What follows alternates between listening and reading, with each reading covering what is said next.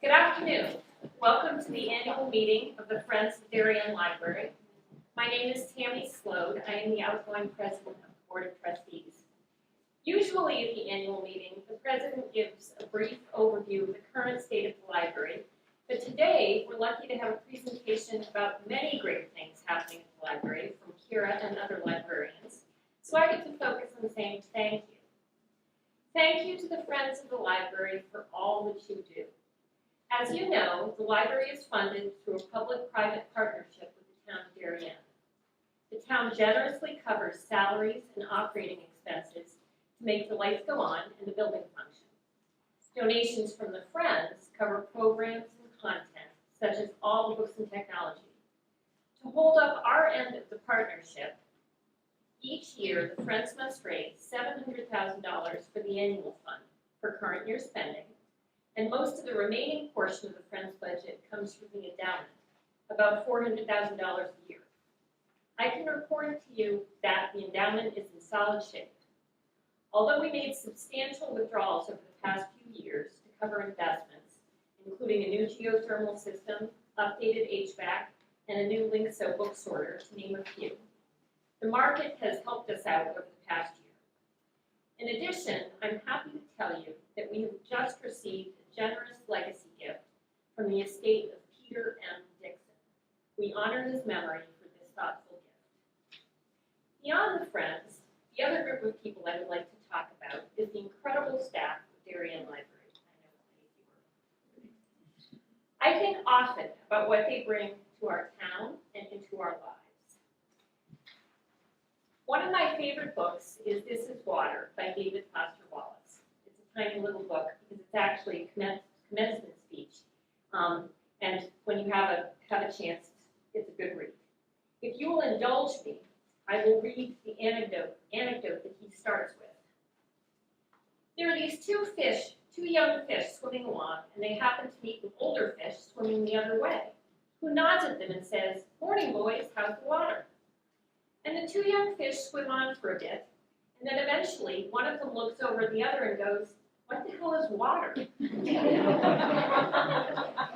Now in this speech, David Foster Wallace goes on to make an argument about choosing to be aware, about having the freedom to think, and to go through life consciously. But I'd like to go back and talk about the fish and about libraries. Because what does the older fish have that the younger ones do not? She has context. She knows she's in the water. So obviously she's aware and thinking. And how did she get this context? Where do we get context? I would suggest that what great libraries do, and what our Darien librarians do superbly, is to provide context for our lives. Let's say you're interested in plants. There are books here, of course, but then there are programs about gardening and a seed bank and lectures on landscape design. Our librarians are people who are continually taking a step back to broaden our view of the world, to ask, so what else? And offer it up to us. They take us along. So if you're interested in gardening, then what about bees and pollinator pathways and climate change? Our librarians give us context. They enable us to do what David Foster Wallace describes as exercising the really important kind of freedom and thinking. So I wanted to take this opportunity to say thank you to all of the employees of Darien Library.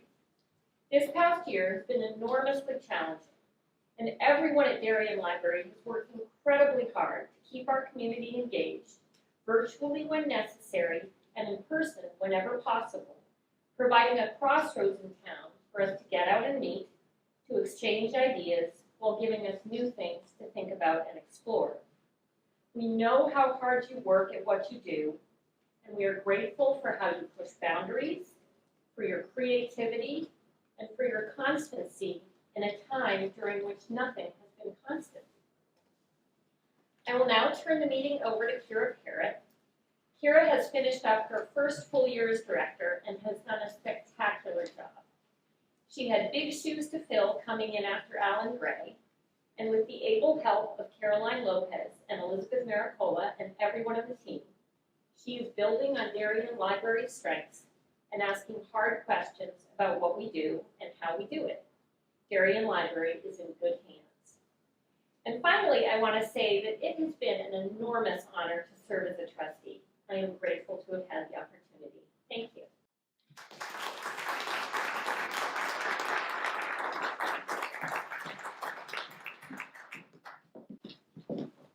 Hi, everyone. Thank you so much, Tammy and Kiera. So before we talk about the year we just had and all the amazing and challenging things that have transpired, I'd like to invite up Alex Ising, who's the chair of our board's nominating committee. Hi, everyone. Can everyone hear me? I'm Alex Ising. I'm the chair of the nominating committee, and I've had the good fortune of representing the committee this year. And I'm very happy on behalf of the committee to make the presentation of nominees. Joining me this year on the committee were former trustees Randy Heck and Dave Ott, and also serving were current trustees Melissa Noonan and Alina Whitney. I would like to take this time to thank the committee for all of their hard work, as we did have to meet over the summer. It was all over Zoom, but it's in June and July, and that's our summer vacation, so it wasn't, the best time to meet, but everybody was so dedicated, and I'm very grateful. We had 3 retiring board members this year, so we will be replacing them with 3 new. And on behalf of the committee, I'm very pleased to present our 3 nominations, who are nominations for the Board of Trustees this year for the term ending in 2024. Maggie Brown Dumont, Adrian Kelly, and Tyler Kyle. Also nominated for re-election to her 2nd term expiring in 2024 is Alina Whitney. At this time, I would like to ask from a second from the floor. And are there any nominations from the floor? Okay. For our friends watching on YouTube, feel free to use the comments function to vote, A or nay. And with that, I would ask all in favor of the slate as presented, please raise your hand. Okay. Anybody opposed? Wonderful. Thank you so much, everyone. I would like to take this time to congratulate all our new board members. We're so happy to have you. Welcome to the Darien Board of Trustees.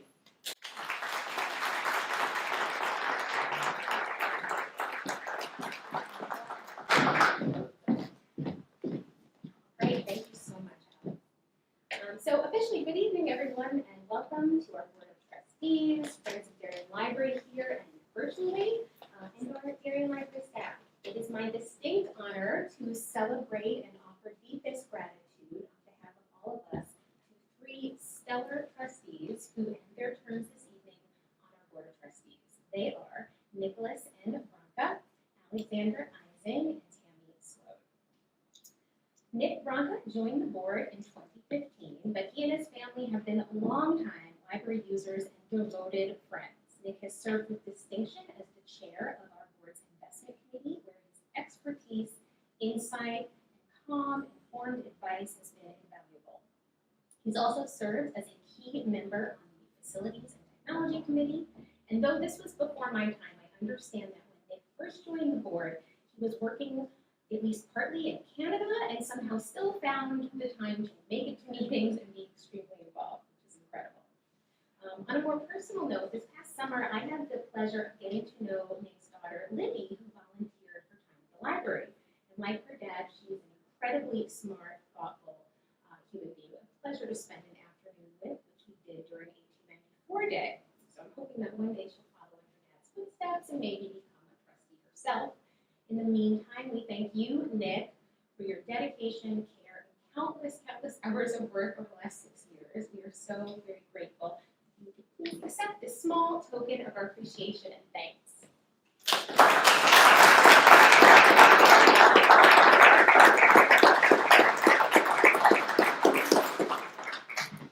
That's right.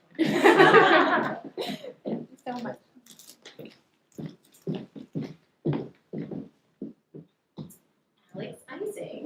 also joined the board in 2015 and brought with her not only an impressive depth of knowledge and creativity, especially around development, but just endless optimism, infectious positivity, and brilliant ideas. Most recently, Alex has served as the chair of our development committee and was the driving force and brains behind so many of our recent successes, most notably 1894 Day. She has also served on our board engagement committee and, as you just saw, chaired our nominating committee. Alex is a voracious reader and truly a top-notch reader's advisor, and that is not praise that I give out lightly. I always look forward to asking Alex, what are you reading? What are you loving? Because I know she's going to recommend something amazing that I can then recommend to all of my friends and patrons. Alex, you have impeccable reading taste, and if you ever decide to become a librarian or reader's advisor, please let us know. And we're all going to miss you very, very much. Thank you for everything that you have done for Darien Library over your 2 terms. Please accept this as a gift.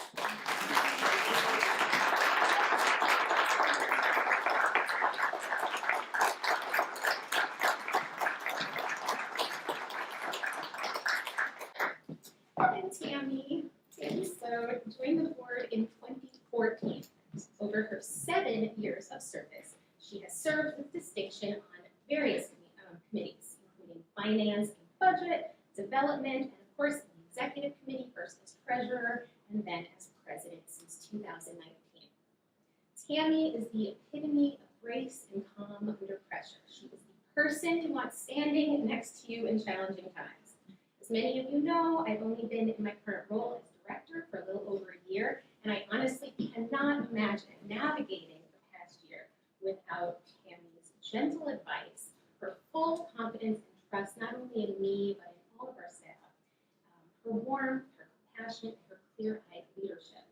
As just one small example of the type of person Tammy is, she stopped by about a month or 2 ago to drop off a handmade, gorgeous quilt that she had made herself for the Darien Library staff lounge. It features the Darien Library logo and fabric that looks like old card catalogs and other adorable bookish themes. It is gorgeous and also just illustrates the type of compassion and warmth and expression of care that she infuses into her leadership style. I have learned so much from you, Tammy, over the last year, and Darien Library and the Darien community at large have been privileged to have you at the helm of our board. Thank you for everything that you have done to make Darien Library a better, stronger, and more welcoming place during your tenure. Please accept this small token of our appreciation.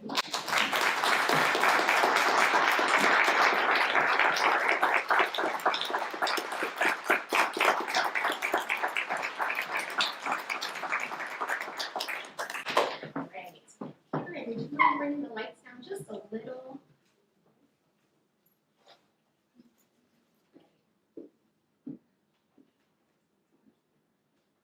There we go, perfect. So Caroline said to me earlier this week, in many ways it feels like the end of an era with Tammy, Alex, and Nick cycling off the board. And you three in particular have really helped support and guide the library through some of the most challenging times in recent memory. And you, along with our entire board, our community, our friends, you understand and embrace what makes this place so unique and so important. I'm glad to say that for the most part, gone are the days when people thought of public libraries as stuffy buildings that were just filled with books. Each of you here today understands that a community library is, as Eric Kleinenberg says, a palace for the people.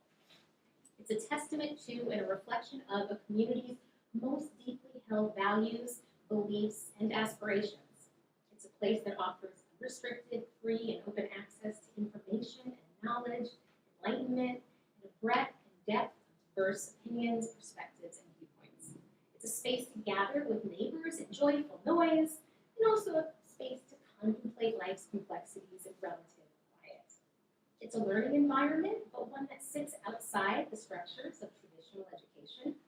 It's a place that doesn't care who you are, what you look like, your education level, socioeconomic status, or what church you belong to. At the public library, at Darien Library, everyone is welcome. I think we're all a little sick of hearing about the unprecedented year we've been through, but there is something kind of remarkable about looking back. As you can see, we're not through it yet, but we've come a long way since March 2020. This is a very, very simplified timeline, but it's been a journey. And like so many organizations and businesses, Darien Library had to pivot and pivot fast in order to figure out how to make our resources accessible and available during the ups and downs, the closings, the reopenings, the changing health protocols.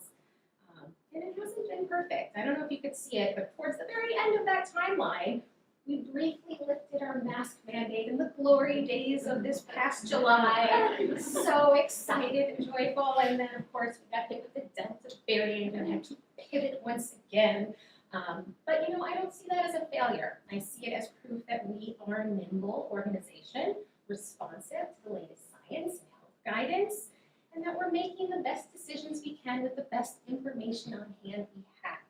Always, always with the safety and health and comfort of our patrons and our staff.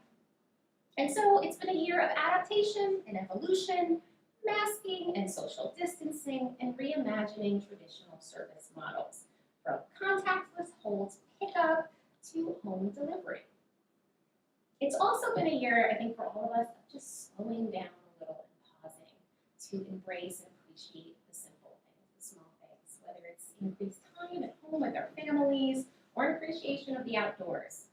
For me, one of the small things that brought me so much joy this year was the beauty of our library flower garden, lovingly tended to by staff members Diane Young, Joanne Gabriel, and Pat Tone. Throughout this spring and summer, you can find these little vases like the ones you see there all throughout the library, little nooks and corners and on tables and at the service desk, and it just never failed to make me smile. It's been a year of coming together after a lot of forced time apart and of taking to the road, even if that trip was just in the pages of a good book. And as you'll hear about shortly, it was a year that saw the library really take full advantage of our gorgeous outdoor spaces to host a variety of fun community events, something that I have no doubt will continue long after COVID is hopefully a distant memory. But as the great LeVar Burton says, you don't have to take my word for it. So now I turn to our extraordinary staff to tell you about some of their top highlights from the past year. And first up is Pat Tone, Head of Reader Services and members of our Reader Services team. Thank you, Pat.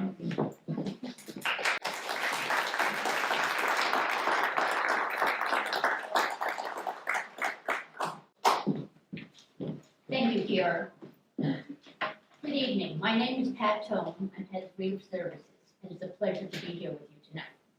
As mentioned a few different times, in 2020-21, the library pivoted its services to offer programs and resources online and eventually back in person. The RA department, I have to remember to move, I'm sorry. Okay, in this very room, the whole pickups served as a stage for all the books that we checked out for a whole year, from July 2020 to July 5th, 2021. We checked out 100 to 150 books each day. We shelved them here in the community room, and just to offer easy access to holds with limited contact. And on the other side, in the spring of 2021, Materials Management thought that it would be good if we also added a very deep bin to the community room so that patrons could return their books easily. So they came in this door, returned their books, picked up their holds, and went out the other door. So it was important for us to get books into the hands of our patrons. And then two of our signature programs that served as a bridge of connection to our readers is our Book Matchmaker program. And this program offers personalized recommendations to over 100 patrons who are registered in the program. And this past year, we recommended 436 book titles to our patrons. And the Book Matchmaker Express is an offshoot of Book Matchmaker. And when the library closed in 2020, we were able to serve 190 patrons and 265 recommendations. Another great program service that we offer is our Note to Shelf. Our Note to Shelf is a collaborative creation, a compilation of staff reviews and highlights both current and upcoming new adult titles each month. When the library closed, we actually did a weekly edition of this, and we don't envy anybody, any publishing house that has to do a weekly edition of anything.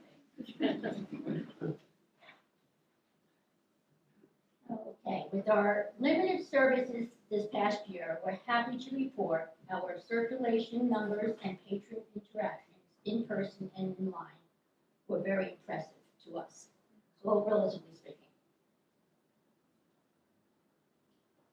So, everyone who works at the library has a special connection to books, but the Reader Services staff use our love of literature to develop and nurture relationships with library patrons to assist them with finding their next great read. This is at the heart of what we do at Reader Services. So with my colleagues, we'd like to share a few books that we have enjoyed and a few that we look forward to reading this fall season. So with that, I'm going to introduce you to Virginia. Would you recommend some books to us? Hey everyone. My first recommendation is a book that came out this summer. You've probably heard of it, but it was Fallen by T.J. Newman. Imagine you're a pilot about to board a flight and fly off with, I think, 175 souls on board, and you get the text, your family or the flight, you have to make that decision. It is a thriller of a ride. You won't regret reading it. It's really quick, and I loved it. The other book is not coming out till January, but Marianne and I had the opportunity to interview the author here in September with Library Journal. It's called No Land to Lie On. It's by Yara Zagab. It's about a young Syrian couple who get torn apart on the eve of their son's birth date and separated because of a travel ban. It is a heartbreaking, heart-wrenching, intimate view of a couple making incomprehensible decisions about their freedom and the freedom of their child. I hope everyone loves it, and thank you so much for having us. Hi, everybody. I'm Jill McGuire, a proud member of the Readers Advisory Group, and wanted to share with you a book that I read this summer that I think was kind of a sleeper. It is a story called Mary Jane by Jessica Loud. Got a thumbs up on it. Appreciate that. It's a delightful story that takes place in 1970 Baltimore. And Mary Jane is an only child of a very conservative family. And she has an opportunity to work as a nanny for a doctor. Mom's very excited about that. You know, a doctor, he's got to be very respectable. Of course she can do this. So anyway, Mary Jane starts her first day. She goes over to the home. Very respectable exterior. She walks inside. It's a little chaotic. It is literally and figuratively a hot mess inside the home. But she is 14 years old, eyes big as saucers, and she immediately bonds with her charge. But one thing, unbeknownst to Mary Jane's mom, is the doctor happens to be a psychiatrist. And he has decided that this summer he's going to bring one of his patients into the home for therapy, who happens to be a famous rock and roll star, as well as his movie star wife. So you've got Mary Jane, a 14-year-old who lives in this very conservative, traditional house at night and comes over and works for a family that literally has exposed her to sex, drugs, and rock and roll. It's a great coming-of-age story. You root for Mary Jane as she is, navigating these two worlds, trying to figure out what she's going to take from one as she grows up. So I cannot recommend it enough. Another title that just came out last week that's getting a tremendous amount of momentum, especially here at the library, is Amor Towles' upcoming book, The Lincoln Highway. As we all know, he is the author of A Gentleman of Moscow and Rules of Civility. The book opens, I believe, with a 18-year-old who's just served 18 months in a correctional facility and for involuntary manslaughter. The warden of the prison, or the detention facility I should call it, drives him back to his home in Nebraska, where he's greeted, I believe, only by his 8-year-old brother. I'm not sure where mom and dad are. But knowing Amor Towles' beautiful writing, the details, the imagery that he has, and his character development, I cannot wait to find out what Emmett Wilson how his journey is, especially when he meets up with two of the gentlemen that he was in detention with. So it'll be a great journey. So I recommend that. Thanks so much.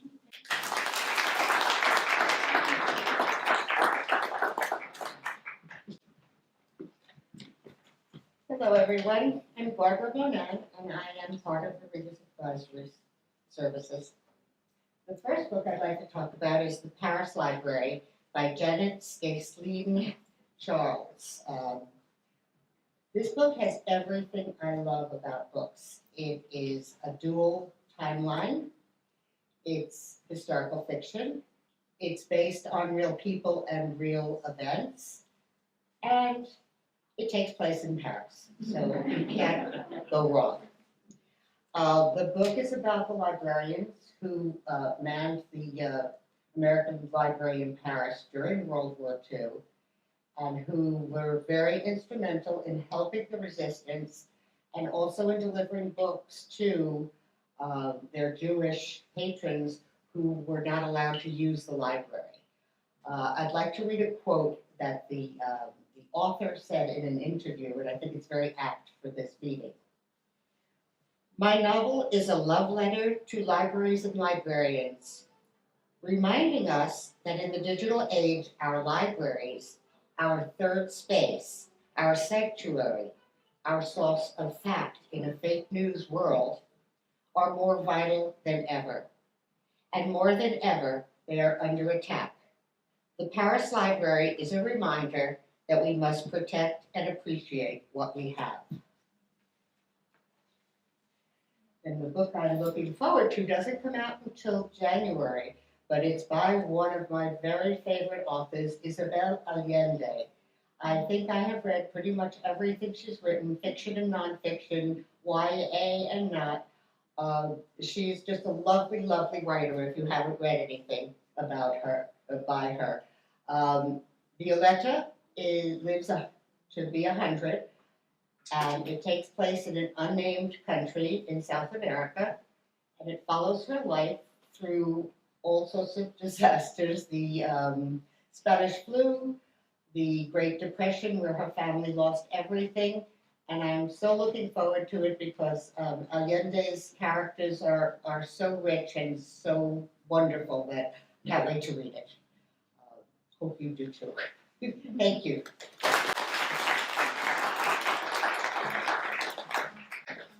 Thank you, Virginia, Jill, and Barbara. And my two favorites, The Personal Librarian by Marie Benedict and Victoria Christopher Murray. This is a fascinating historical fiction book about the enormously successful Bella DaCosta Green, who became J.P. Morgan's personal librarian. She was responsible for curating, conserving, and negotiating acquisitions of art, books, and rare manuscripts. Green harbored a painful secret and carried it with enormous strength throughout her career. And it's really very worthwhile reading. And the one that I'm looking forward to that has just recently come out is The Harlem Shuffle by Colin Whitehead. From the two-time Pulitzer Prize winner of The Underground Railroad and The Nickel Boys, Harlem Shuffle's ingenious story plays out in a beautifully recreated New York City of the early 1960s. It's a social novel about race and power, and ultimately a love letter to Harlem. Okay, and a few of my colleagues who are in the audience, Anne McCarty and Barbara Blake, have recommended these books. The Cloud Cuckoo Land by Anthony Doerr, who's the author of All the Light You Cannot See. And Anne is looking forward to Matrix by Lauren Ruff. Barbara Blake has read My Sweet Girl by Amanda Jayatisa, and is looking forward to reading A Slow Fire Burning by Paula Hawkins, the author of The Girl on the Train. And then two other book recommendations are The Girl in the Mirror by Rose Carlisle and Mrs. March by Virginia Pito. So with that, I would just like to end with a quote that I read in the New York Times Book Review during COVID. that I think kind of sums up what our department is about. Books offer us the chance to escape, and they force us to engage. Books are among the great empathy builders, bridging gaps that divide us geographically, politically, philosophically, and demographically. At a time when many people feel alone, books bring us together. Thank you for your time and attention. We have a few of these titles at the welcome desk if you'd like to check them out, and all the others would be more than happy to put you on hold. Thank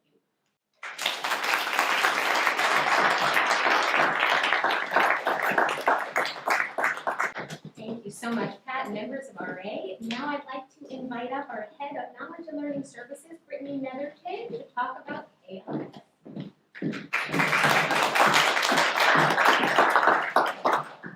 Thanks, Kiera. Can everyone hear me okay? Wonderful.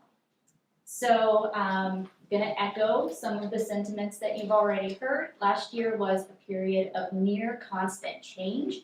And so I want to start off by acknowledging the Knowledge and Learning Services staff and staff from throughout the library who helped through those changes, especially the ones that impacted the second level and mezzanine, whether it was managing time limits, keeping patrons safe as they use our spaces, or rearranging our furniture and 15,000 of our books to facilitate patron use.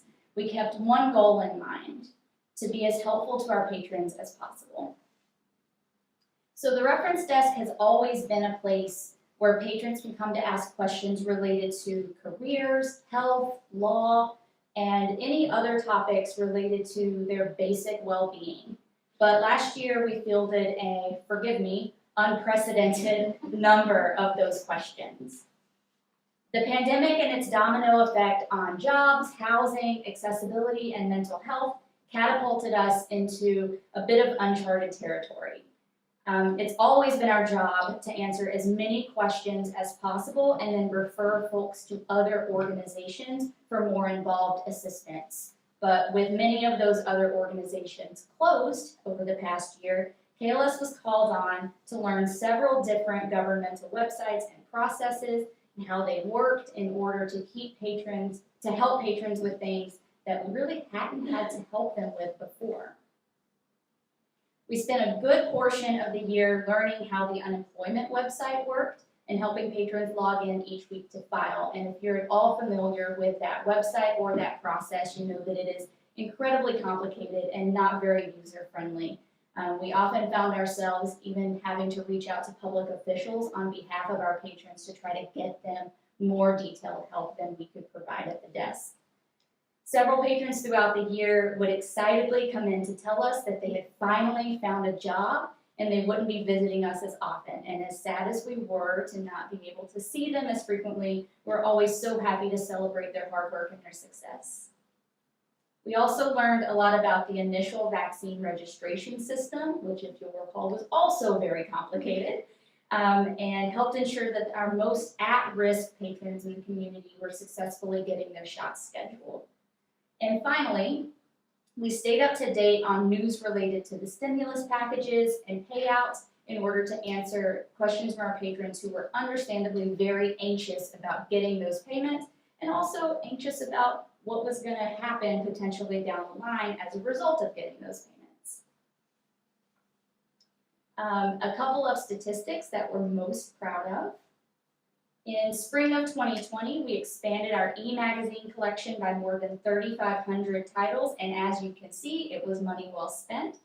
We had a 46% increase over the previous fiscal year and a 147% increase over the year before that. And just in case you're curious, the New Yorker is the magazine of choice here in Darien with 1,018 circulations last year. Our tax aid program was also a huge success despite having fewer face-to-face opportunities.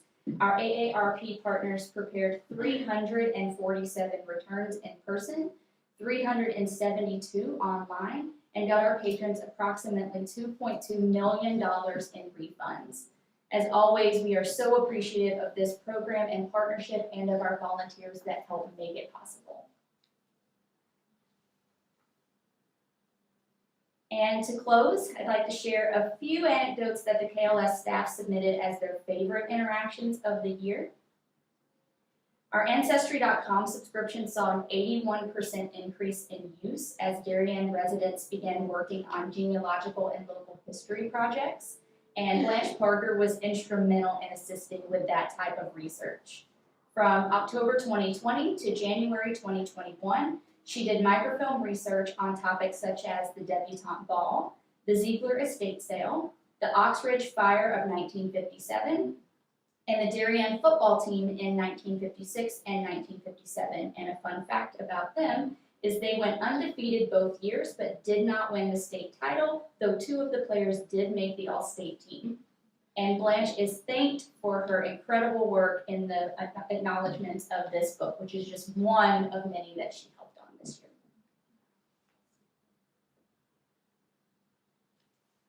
The library's knitting group, which met twice weekly during the past year, got together via Zoom on Thanksgiving so members of the group wouldn't be alone for the holiday, which is still one of my favorite stories. And Maria assisted a patron at the help desk with Microsoft Word as he was completing a novel he'd been working on for several years. He wanted to publish it himself through Amazon, but they have really stringent publication formatting standards. So Maria and his patron worked on it for 2 weeks until one day he came in to tell her that he was now a self-published author and his lifelong goal had been accomplished. And with that, I am finished.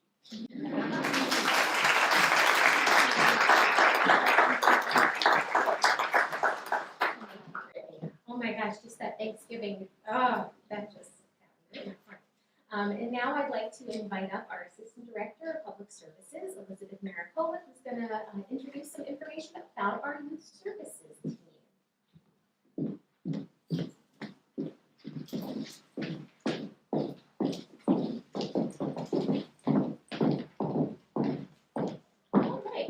Hi everyone.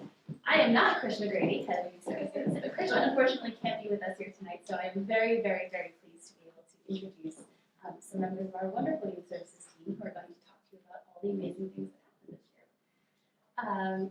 this year. Last year, Krishna asked her staff to use one word and use that word every single day and try and find joy in the work that they were doing at Darien Library. In a year where joy was sometimes hard to find, it was indeed sometimes a challenge. However, Youth Services rose to that challenge. Whether it was creating a program, filming a book talk, curating a subscription box, or seeing babies splash their hands in our fountain in the spring, or children playing hopscotch on the rug in the children's library, Youth Services rose to the challenge and found joy in 2020 and 2021. Krishna would like to give you insight into the teamwork and joy that Youth Services works to cultivate at Darien Library in the following slides. So opening back up to the public meant an explosion in the circulation of physical materials, which was wonderful because I think our books were sad sitting on the shelves all by themselves while we were closed. So after months of boosting our downloadable content, we were happily surprised to have over 500 circulations of our 2020 summer reading materials. These were the top circulating kids titles. If you are at all familiar with children's books, you know that a lot of these are not new. So our children here at Darien are still reaching for their forever favorites. And these are the top circulating teen titles. With that, I would like to turn this presentation over to the very capable hands of Samantha Cardoni, who is the Assistant Head of Children's Services and our Children's Program Coordinator.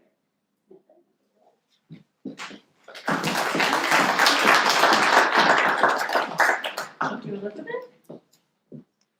We're going to start off by talking about some of the fabulous author events that we hosted virtually this past year. Former Darien resident Cameron Kelly Rosenblum joined our team librarian, Mia Orabona, the Depot, in an incredible panel of teens in an open and honest discussion about mental health as related to her transformative novel, The Stepping Off Place. We can hardly keep the books of New York Times best-selling author Stuart Gibbs on the shelf in the Children's Library. Over 150 attendees clamored to hear the details about Spy School Revolution, the latest release in Stuart's thrilling series about a kid's spy. And last but certainly not least, Darien resident Carrie Stein is a writer, actress, and comedian who took inspiration from her own childhood in her latest book, and she brought the first chapter of her funny and heartwarming middle grade novel, Horse Girl, to life with us this past spring. The youth services team was faced with the same challenge that awaited all librarians upon reopening during COVID-19, how to make virtual and hybrid programming as fresh and exciting as our in-person programming. We pivoted some of our beloved in-person programs to virtual ones, and programs that we offered in person found new life in a virtual capacity. Families could cook together in their own kitchens during our Food Explorers programs as they created delicious recipes with a registered dietitian. Teens joined us for Snap and Share, where they pick up a bag of snacks at the library before joining us for a virtual chat about their favorite books and movies. Arts and crafts are often the bread and butter of children's programming. One of the most successful during the pandemic has been our Little Artist series. This bi-weekly program provides the art materials for a project that preschoolers will complete over Zoom with the talented Miss Maria. In total, we offered 278 programs for children and 60 programs for teens, mostly through Zoom, often with kits that families could pick up from the library to engage more intentionally despite the screen between us. We started offering grab-and-go crafts last July with the intention of providing some non-screen activities. They turned out to be a hit with the families in town, and the youth services team has created over 5,000 bags to date, including our latest creation, which is a pop-up quiz. That being said, I turn it over to our early literacy and outreach coordinator, Erica Walston.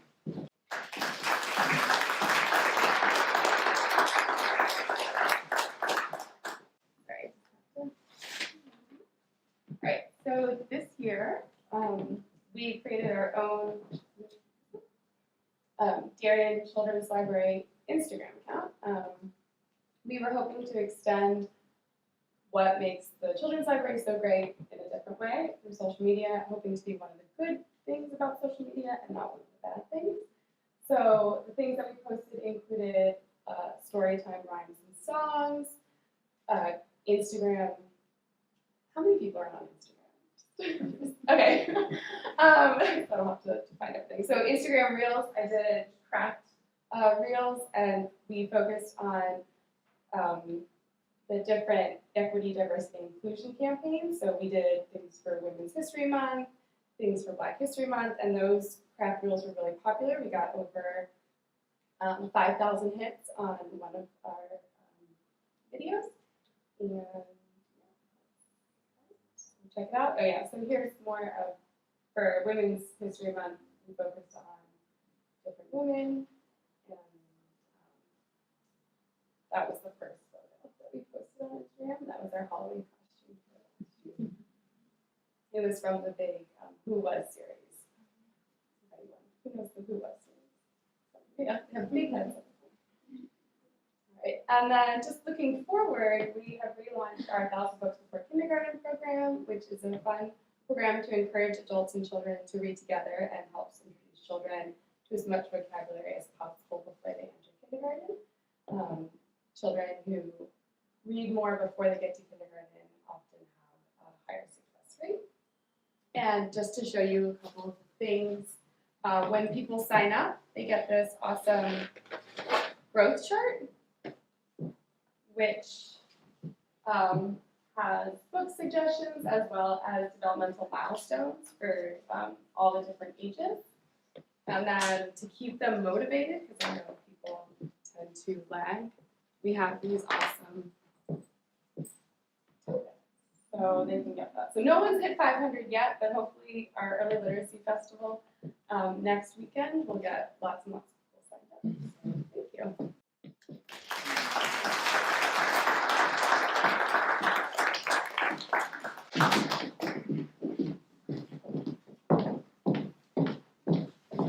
Thank you, Elizabeth, Samantha, and Erica.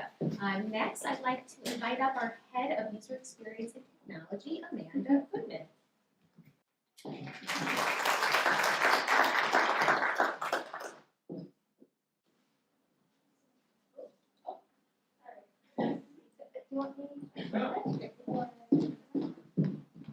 I'm sorry, Amanda. We'll have Amanda back in just one moment. Are you ready? She's back up here to talk about some of our favorite adult programs from down here. right, so hello again, everyone. I'm also not Pat Sherry, the head of adult programming at Darien Library. But she can't be here tonight either. I'm very, very pleased to speak on behalf of the adult programming department. So it was another year of extraordinary program brought to Darien Library by our adult programming department. Pat Sherry leads a capable creative team which consists of Amanda DeMeo, Joanne Gabriel, Marianne Paternity, Kathleen Millard, and Jane Fraser. I'm staring at them out the door right now, so hello guys. Together, they took advantage of the wonders of Zoom for another year to bring big-name authors and exciting programs to Darien. We were all thrilled to return to in-person programs in the spring in the library courtyard, and I'm just going to talk about a few of our favorite programs of the year. So, first up, we had two of the biggest names in the book world. I mean, Harlan Coben and John Grisham are top-tier authors, and we were so pleased to co-sponsor a conversation between the two of them with our friends at Barrett Bookstore. We had 615 virtual attendees at that program. In February, the weather outside was quite frightful, but 558 people gathered remotely to watch gardening experts Paige Dickey and Margaret Roach discuss garden design, again with the help of our friends at Barrett Bookstore.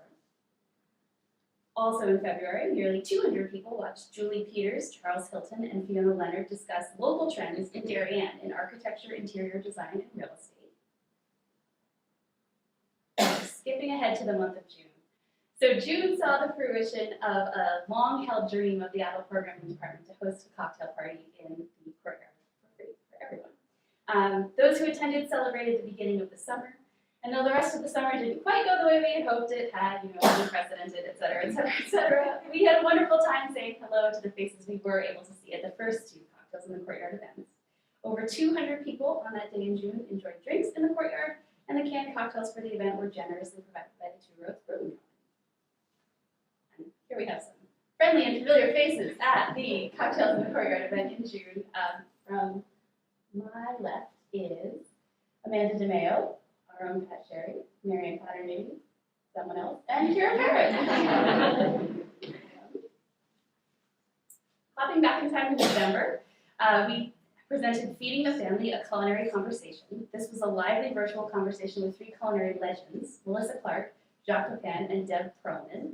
This was again with our friends at Barrett Bookstore, and we had over 820 attendees from countries around the world at this cookbook program. It's by far the biggest event we've ever, the biggest adult programming event we've ever done. So that was very, very exciting, and something that we would not have been able to do if it wasn't for the pandemic teaching us about Zoom. So while the year was unprecedented, not all of the lessons we learned were bad ones. Some of them were really great. And last but not least, we closed a small event that is close to our hearts, and not because it featured alcohol, but because it was our first in-person event since March of 2020. So this was a beer tasting that we hosted in the courtyard with M. Souter, who is an expert who demystified the many beer styles with a guided tasting for a very small group of our patrons. But it was the first time we had people in person at the library again in adult programming, and it was a really big deal and a hopeful sign of what we think is going to come. So, though none of them are in the room right now because they are preparing for the event that's happening after we're all done talking, I would like us to all give a big round of applause to the adult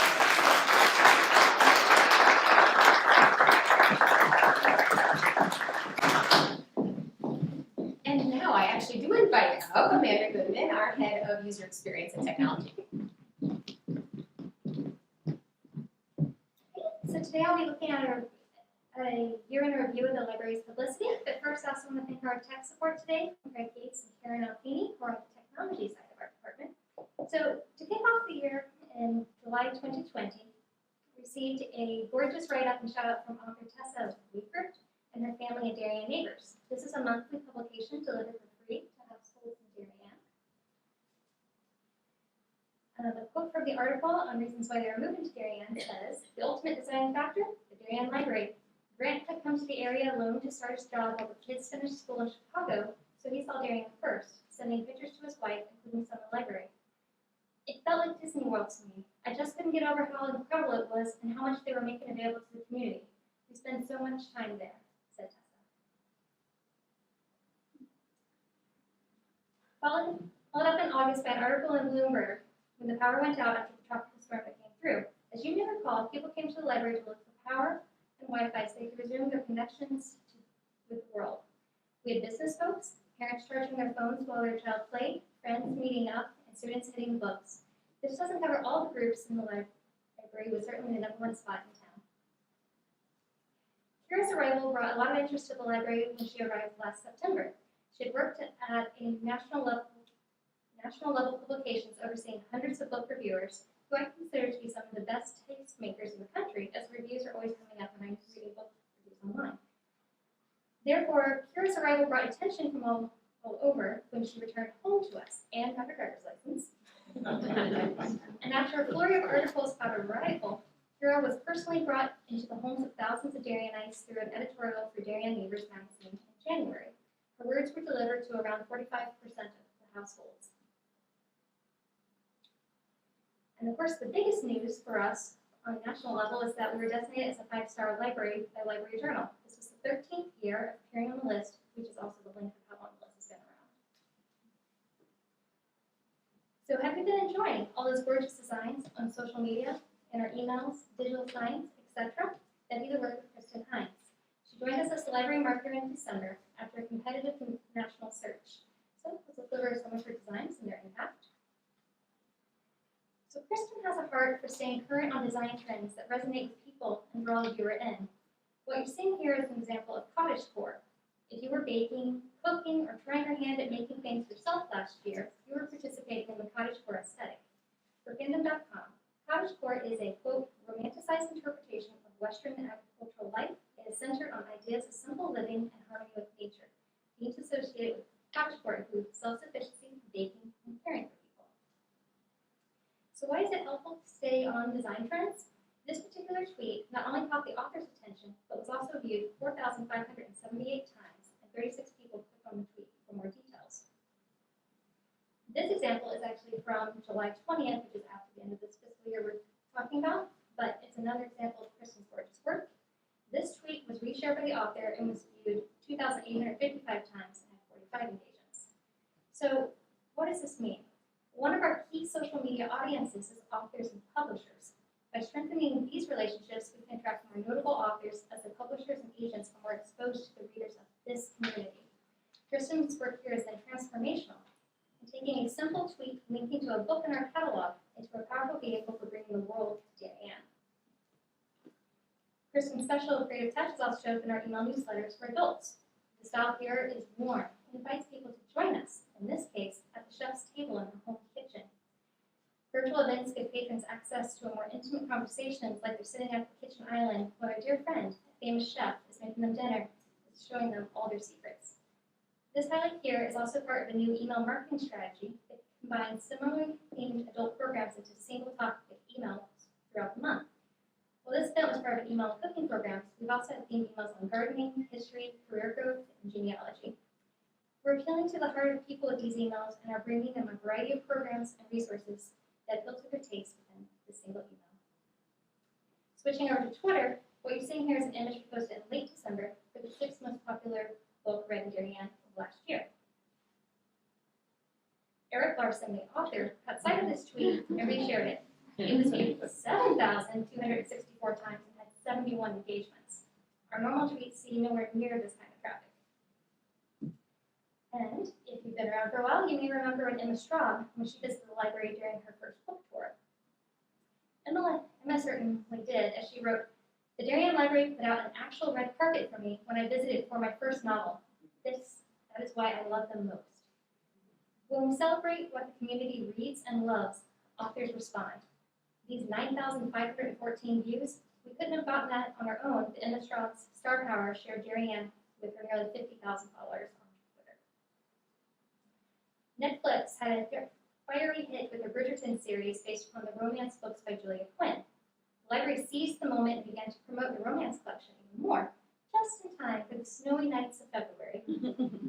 Aside from this delightful video featuring Krishna and Elizabeth, Elizabeth also had an article appear in the Darien Times with other read-alikes for Bridgerton fans. And if you're interested, season 2 has been announced, but not the exact day for next year.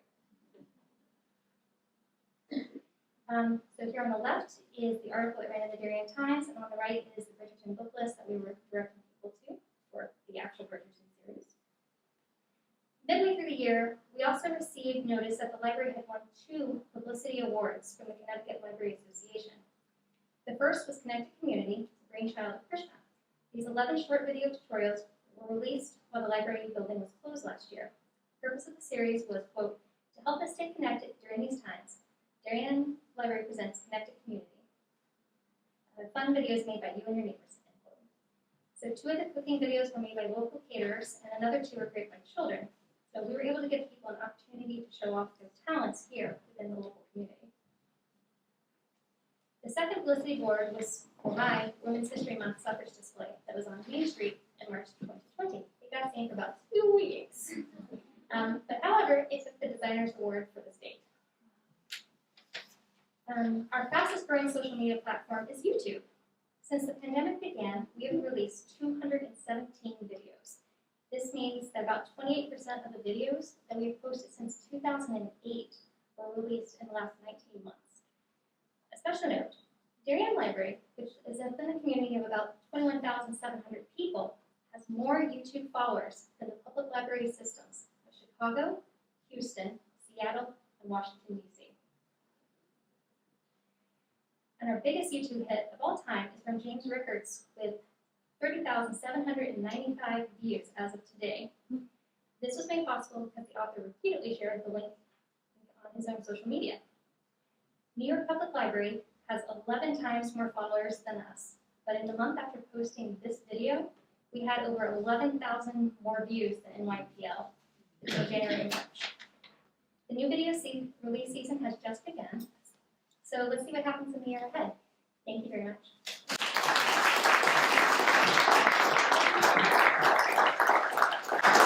Thank you so much, Amanda. And now I invite up our Assistant Director of Operations, Caroline Lopez.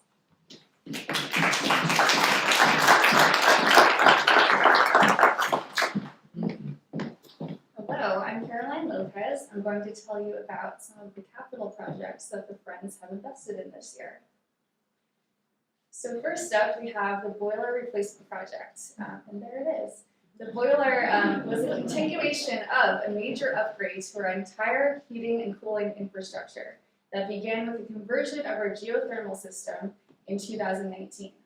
Then we replaced the HVAC units on the upper levels that were at the end of their useful life. So onto the boiler. We were previously using a heat pump as a boiler along with the old system. When we converted the geothermal system, we decided to replace the boiler with a traditional gas boiler, which is the most efficient way to get more heat into our lovely building with very high ceilings. The final phase will be to replace the lower level HVAC units, which is currently planned to be done individually on an as-needed basis. We are building a new space for staff at our lower level. It was previously unfinished storage space. The former staff lounge was the small meeting room that is next to the large conference room on the mezzanine, if you've been up there.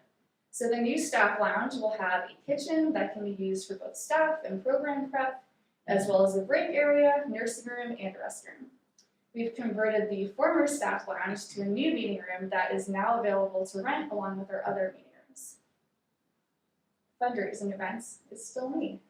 So I'm going to tell you, thanks to the Friends of the Library, this was our most successful fundraising year ever. We exceeded the amount raised in any other year, in large part due to 2 of our now annual events.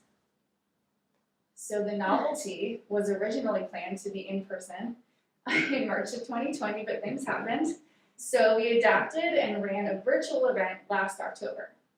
We had 163 virtual attendees who all enjoyed boxed lunches by Brown & Co. And we did our David Harvey Jewelers raffle as always. And it was fascinating to hear Laura Prescott speak about the book and her process as a writer. We even got a glimpse into her writing studio in the background.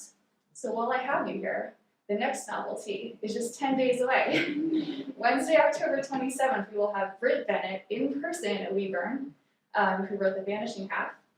We're almost sold out, but I do have a few more tickets available. See me after if you'd like to join us. And then finally, 1894 Day. Our Library Giving Day continues to grow every year. Each year, it has surpassed the goal, including this past year where the goal was $127,000 in a day, and we raised over $190,000. The best part for us, in addition to getting to pick out giveaways every year, is hearing all of the wonderful things that the donors say about the library and the staff. And we were really glad to be able to see everyone in person this year in the courtyard. So on behalf of our fundraising team, thank you all again for your generosity and support.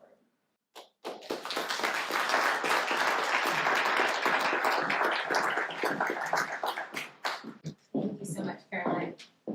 So what's next? Well, we will continue to deepen our commitment to community building by forming partnerships with other organizations and nonprofits who have a common mission. So two just very recent examples of such partnerships is one with Ableist, which is an organization that supports and trains and creates job opportunities for adults with disabilities. As you may have seen when you were walking into the community room, our cafe is undergoing a bit of a transformation. It's the newly imagined cafe at Darien Library, and it is going to be run and staffed by Ableist clients, providing job opportunities to adults in the Ableist program and also offering delicious coffee and food to visitors of Darien Library and staff. Stay tuned, the cafe should be up and running sometime in the next couple of weeks.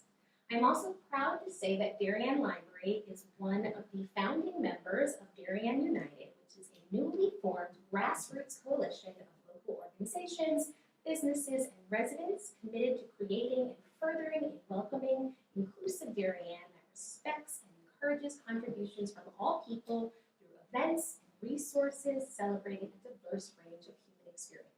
More to come on that. I believe Darien United members will be speaking at the Board of Selectmen on the 25th if you'd like to hear more. Looking a further bit out, we are obviously focused on building back and building stronger in a post-COVID environment over the next few years. This chart here shows our door traffic from pre-pandemic times all the way back in January of 2019 through the end of August 2021. So, we've obviously got a ways to go, but we will get there, I have no doubt, better than ever. We have so many amazing events on the horizon, but I just wanted to throw a plug in for 3 that are happening just next week. As the Children's Library mentioned, they are hosting an early literacy festival next Sunday, which is all focused on the power of reading, singing, and playing, and talking with children under 5, and how very important those activities are for building their brains and getting them ready for kindergarten and beyond. As Caroline just mentioned, there are a few tickets left for our annual novelty, which is coming up. And next Thursday evening, we're doing a book club under the stars in partnership with both the Nature Center and Darien Land Trust. So just a few little things that are coming up soon. Now, before we wrap up and enjoy some wine and food, I would just like to take a moment to thank our entire staff. We do ask that our staff members attend this annual meeting every year, not only because it's a fun and good opportunity for members of our board and our friends of the library to spend a bit of quality time with our amazing staff members, but also because it's important to publicly acknowledge their work and achievements. I would like to personally thank every single member of Darien Library staff for all of the ways, big and small, visible and also often invisible, that you go above and beyond for the patrons who use Darien Library and for each other. We know it's been a really trying year, and there's just no way we all would have made it through if not for extending each other the kind of kindness and compassion and grace that I see happen here on a daily basis. So thank you so much. And now, each and every one of you, in my book, deserve an award and are award winners.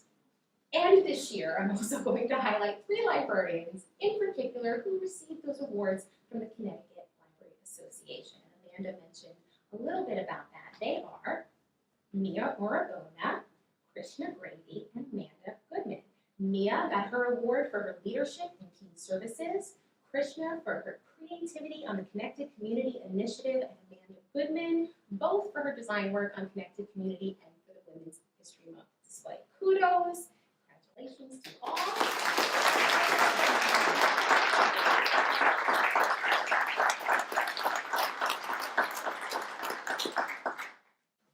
And finally, I just thank all of you, all of our friends, for your generosity and support. You truly are the fuel that powers the creativity, the innovation, and the community building that you heard about this evening. Thank you so very, very much. Now I invite everyone except for our trustees to enjoy some wine and refreshments out there. Trustees, if I can ask you to just gather up here at the front for some board business very briefly. Thank you, everyone.